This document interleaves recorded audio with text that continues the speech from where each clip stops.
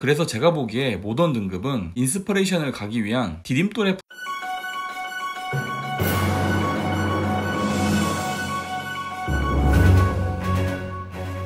안녕하세요, 가요표분님께 차파구입니다. 오늘 제가 번역해드릴 자동차는 현대의 2020년형 아반떼 하이브리드입니다. 1부에서는 등급별 장단점에 대해 설명드리겠습니다. 그럼 시작하겠습니다. 스마트 등급입니다. 2199만원이고요 장점 먼저 설명드리겠습니다. 아이오닉 하이브리드에서 쓰였던 파워트레인이 그대로 아반떼에 적용되었습니다. 엔진은 105마력, 모터는 43마력에 17.3토크인데요 너무 약한 거 아닌가 싶지만 저속에서 모터가 밀어주고 고속에선 엔진이 끌어주기 때문에 평상시 운전하기엔 부족함이 없습니다. 그리고 공인연비는 21.1km가 나왔는데 아이오닉의 22.4km에 비해 살짝 낮기는 하지만 니로의 19.3km보단 높기 때문에 유류비 절감도 하면서 튀지 않는 차를 위한 목적으로 타실 분에겐 충분한 파워트레인 구성이라고 볼 수 있어요. 6단 듀얼 클러치도 니로 아이오닉에 쓰이던 변속기인데요 제가 니로 하이브리드를 2년 타면서 느껴봤지만 이게 딱히 울컥거린다는 느낌은 거의 못 받았습니다. 괜찮은 변속기고요. 아이오닉 초반에야 언덕에서 뒤로 밀리니 뭐니 했지만 지금은 그런 오류 싹 다 잡혀 있습니다. 그리고 가솔린 아반떼가 토션빔이라 아쉽다고 생각하신 분들은 이 하이브리드 아반떼를 주목해야 되는 게 바로 멀티링크 서스펜션이 들어옵니다. 뭐 한간에는 제대로 세팅된 토션빔이 멀티링크보다 낫다고 하는데 멀티링크나 토션빔이나 뭐 타보면 구별 못한다고요? 응, 아니야. 뒷좌석에 타보면 애들도 다 구별해. 일단 과속 방지턱 넘을 때 확실히 차이가 나고요. 장시간 승차감이 있어서도 멀티링크 쪽이 확실히 덜 피곤한 건 반박할 수 없는 사실입니다. 아무리 토션빔이 좋아져봤자 멀티링크 못 이겨요. 이 외의 옵션들은 아반떼 가솔린과 거의 똑같은데요 간단하게 짚고 넘어가 보겠습니다. 일단 지능형 안전 기술이 빵빵한데요 전방 차량과의 충돌 위험 시 자동으로 브레이크를 밟아주는 전방 충돌 방지 보조, 시속 0km부터 차선을 인식하여 차선 가운데를 주행하도록 스티어링을 잡아주는 차로 유지 보조, 차로 유지 보조와는 다르게 시속 60km 이상부터는 차가 차선을 넘어가지 않도록 적극적으로 도와주는 차로 이탈 방지 보조, 운전자가 졸음 운전을 한다고 판단되면 계기판과 경고음으로 경고해주는 운전자 주의 경고, 어두운 국도에서 하이빔을 켜고 간다고 해도 전방 차량에 민폐되지 않도록 자동으로 하이빔을 꺼주는 하이빔 보조, 신호 정차 시 스마트폰 보다가 앞차 출발 놓쳐서 뒷차에게 욕먹지 말라고 전방 차량 출발 알림 기능까지 들어옵니다. 그리고 스마트 크루즈 컨트롤이 기본으로 적용되는데요 이게 정말 반갑네요. 일반 가솔린 아반떼는 1948만원짜리 모던이 나가야 겨우겨우 98만원 내고 달 수 있는 옵션이거든요. 스마트 크루즈 컨트롤은 전방의 레이더를 이용하여 크루즈 컨트롤 작동 시 전방 차량과의 거리를 자동으로 조절하는 기능입니다. 고속도로 주행할 때뿐만 아니라 정체되는 도로에서도 매우 편한 기능이라 이건 넣는 게 좋아요. 헤드램프는 프로젝션 타입이라 야간 운전하기에 부족함 없고요. 계기판은 4.2인치 컬러 LCD가 들어갔는데 10.25인치에 비해 화려하진 않지만 차량의 거의 모든 정보는 다 보여주기 때문에 부족하지도 않습니다. 전동식 파킹 브레이크도 반가운 게 일단 이게 들어왔기 때문에 스마트 크루즈 컨트롤 작동 시 완전 정차에서 재출발까지 지원하게 되거든요. 또한 오토홀드까지 지원하기 때문에 신호 정차 시 브레이크를 밟고 있을 필요 없습니다. 그리고 웬일로 에어컨도 수동이 아니라 듀얼 풀 오토 에어컨을 넣어주는데요 현대가 특이하게 하이브리드 차는 가성비 좋게 만드는 경향이 있더라고요. 온도 조절만 하면 알아서 풍량 조절하고 공기청정 기능과 자동 습기 제거 기능까지 있기 때문에 확실히 오토 에어컨이 편하긴 합니다. 운전석 조수석 따로 온도 조절도 가능하기 때문에 여자친구랑 춥네 덥네 하며 싸울 필요도 없고요. 마지막으로 후방 카메라는 없어도 후방 주차 센서는 꼭 있어야겠죠. 스마트 등급 단점입니다. 직물 시트가 들어옵니다. 그런데 요즘 직물 시트 있는 차 타보신 적 있으신가요? 없으시죠? 네, 맞습니다. 이게 왜 없을까요? 바로 구려서입니다. 심지어 마을버스도 시트는 인조 가죽인데 아반떼의 직물 시트는 무조건 걸르고 시작해야겠죠. 그리고 스마트 키가 아닙니다. 키 꽂아서 돌려줘야 시동 걸리는 폴딩 타입 리모컨 키인데요 이걸 스마트 키로 업그레이드 하고 싶다면 무조건 211만원짜리 인포테인먼트 내비 5를 넣어야 합니다.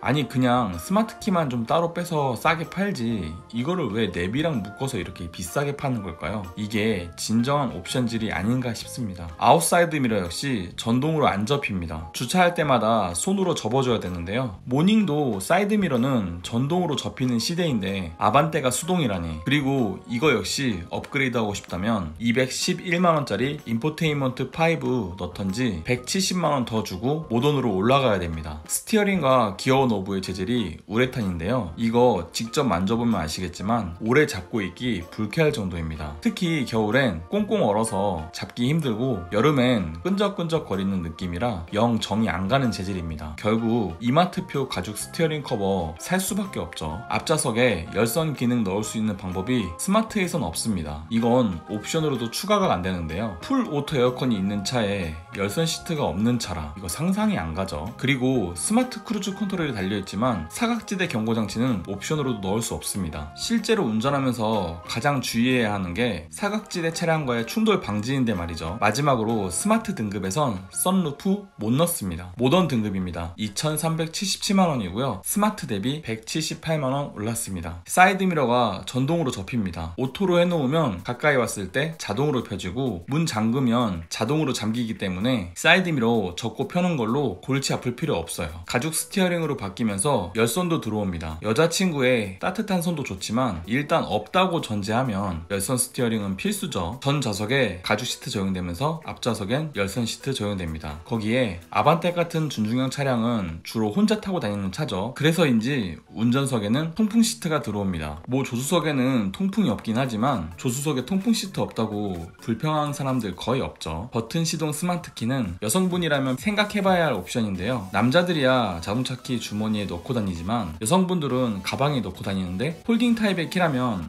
매번 가방에서 키 찾아야 되죠. 그런 걸 생각하면 스마트 키는 필수 옵션이라 볼 수 있습니다. 스마트 트렁크는 전동 트렁크는 아니지만 스마트 키를 들고 있는 상태에서 트렁크 뒤에 서 있으면 스프링 탄성으로 트렁크가 자동으로 열리기 때문에 장 보고 짐 넣기 좋습니다. 모던 등급 단점입니다. 스마트에서 넣을 수 있었던 8인치 디스플레이 오디오를 모던 등급에선 넣을 수가 없습니다. 그렇다면 결국엔 123만원짜리 인포테인먼트 내비 2를 추가할 수밖에 없는데요. 솔직히 스마트폰 내비를 주로 쓰시는 분들에겐 굳이 정품 내비까진 필요 없는데 말이죠. 10.25인치 LCD 계기판이 39만원밖에 안 해서 이거 좀 싸네 하고 넣으려고 봤더니 이건 역시 123만원짜리 인포테인먼트 내비를 넣어야만 넣을 수 있습니다. 솔직히 계기판의 멋이라는 게 운전자에겐 포기하기 쉽지 않은 부분인데 이거를 또 이렇게 끼워 파는 게 좀 너무하지 않나 싶죠. 마지막으로 운전석 럼버 서포트가 빠져있는 점이 아쉽습니다. 실제로 운전하다 보면 이 허리 지지대가 허리 피로를 줄이는데 많은 도움이 되거든요. 그런데 이걸 71만원짜리 컴포트 휠에 묶어놔서 굳이 필요 없는 동승석 통풍 시트와 운전석 메모리 시스템 같은 기능을 묶어서 사야 됩니다. 차라리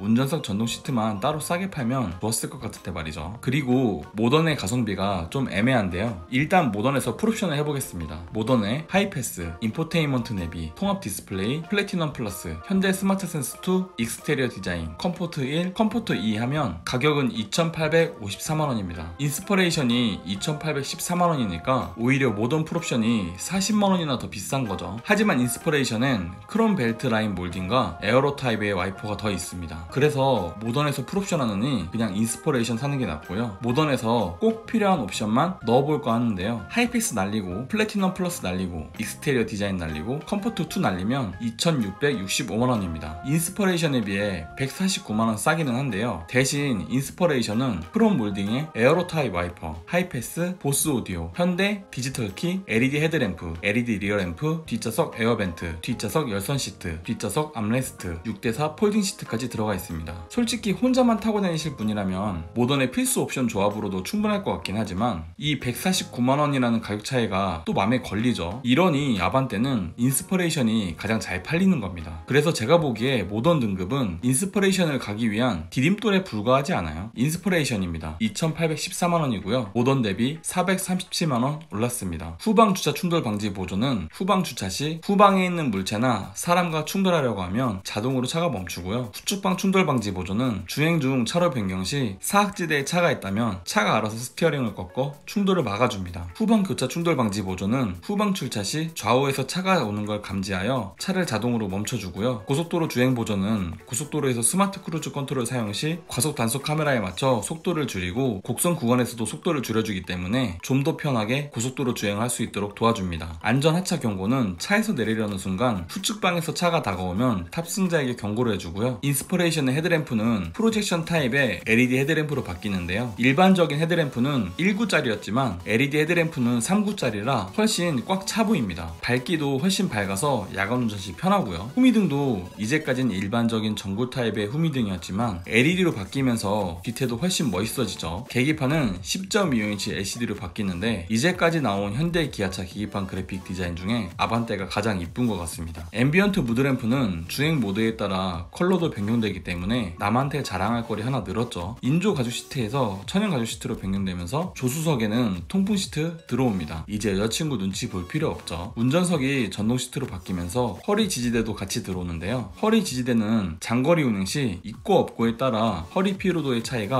확 납니다. 운전석이 전동 시트가 되면서 운전석 메모리 시트도 같이 들어오는데 부부끼리 번갈아 가며 운전하는 경우라면 메모리 시스템 덕에 시트 포지션 잡느라 고생할 필요 없죠. 이지 액세스 기능도 같이 들어와서 타고 내릴 때 시트가 뒤로 밀려 내리기도 편합니다. 뒷좌석 옵션도 많이 업그레이드가 되는데요. 뒷좌석 에어벤트와 뒷좌석 열선 시트는 이 차를 패밀리카로 탄다면 꼭 있어야 할 옵션이죠. 전방 주차 센서는 주차할 때뿐만 아니라 좁은 골목길 통과 시에도 전방 센서 켜고 지나가면 되니까 앞범퍼 지키는데 1등 공신입니다. 내비게이션은 10.25인치로 좌우로 길기 때문에 한 번에 여러 가지 정보를 볼 수 있고요. 무선 업데이트도 지원하기 때문에 SD 메모리 뽑아서 컴퓨터에 가서 업데이트할 필요 없습니다. 후방 카메라 역시 같이 들어오게 되고요. 인스퍼레이션 단점입니다. 이번 아반떼 하이브리드도 가솔린과 똑같이 컴바이너 타입의 헤드업 디스플레이는 없습니다. 물론 10.25인치 LCD 계기판도 좋지만 효용성으로 보면 헤드업 디스플레이가 더 유용한데 말이죠. 원터치 업다운 윈도우도 오직 운전석에만 적용됩니다. 전 좌석까지는 아니더라도 조수석까지는 넣어줘야 되지 않나 싶고요. 이중 접합 차음률이 없는데요. 아니 무슨 아반떼에 이중 접합 차음유리를 찾느냐고 하실 수 있지만 일단 아이오닉은 이중 접합 차음유리가 있었습니다. 니로도 있고요. 그래서 저는 아반떼 하이브리드에도 당연히 이중 접합 차음유리 들어갈 줄 알았거든요. 그런데 이번 아반떼에선 이게 빠졌습니다. 패들 시프트도 없는데요. 뭐 가솔린 아반떼야 패들 시프트 없어도 됩니다. 솔직히 123마력짜리 엔진에 패들 시프트가 무슨 필요가 있을까요? 하지만 하이브리드는 패들 시프트 꼭 있어야 됩니다. 왜냐하면 하이브리드의 패들 시프트는 회생 제동을 조절하면서 브레이크를 최소한으로 밟을 수 있거든요. 그렇기 때문에 브레이크 패드를 아끼면서도 최대한의 회생 제동 성능을 끌어낼 수 있습니다. 아이오닉 하이브리드나 니로 하이브리드에는 패들 시프트가 있는데 아반떼 하이브리드에 이게 쏙 빼놓은 게 좀 아쉽죠. 이왕 만들어 놓은 거 좋은 기능인데 좀 같이 넣어주지 아쉽습니다. 이로써 등급별 장단점에 대한 설명은 끝났고요. 2부에서는 차파고가 제안하는 최상의 가성비 조합에 대해 설명드리겠습니다. 도움이 되었다면 구독과 좋아요, 도움이 되지 않았다면 싫어요를